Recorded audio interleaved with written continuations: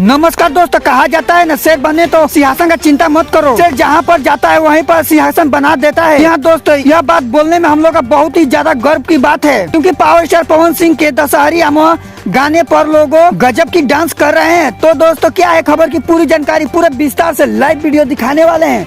उससे पहले आप चैनल पर नए हो तो चैनल को लाइक करते हुए चैनल को जरूर सब्सक्राइब करिएगा और ज्यादा से ज्यादा वीडियो शेयर करिएगा। दोस्तों आपको बता दें कि यह वीडियो दरअसल राजस्थान की गांव की है, जहां पर लोगों हनुमान जी का बहुत बड़े भक्त हैं और पावर स्टार पवन सिंह का बहुत ही बड़ा फैन है कि इनके गाने दशहरी अमवा पर खतरनाक डांस कर रहे हैं। तो दोस्तों इन लोगों का दिल में पावर स्टार पवन सिंह का गाना बैठ चुका है। दोस्तों power star Pawan Singh star है कि गाने लोगों का फैन बना देती है। दोस्तों आपको बता दें कि कल ही खेसारी लाल यादव का एक गाना रिलीज हुआ, उस गाना का नाम है का सवाद रखा गया है, जिसमें एक्टर रानी है। खैर दोस्तों आपका इस पर क्या राय, अपनी राय जरूर कमेंट बॉक्स में बताइएगा।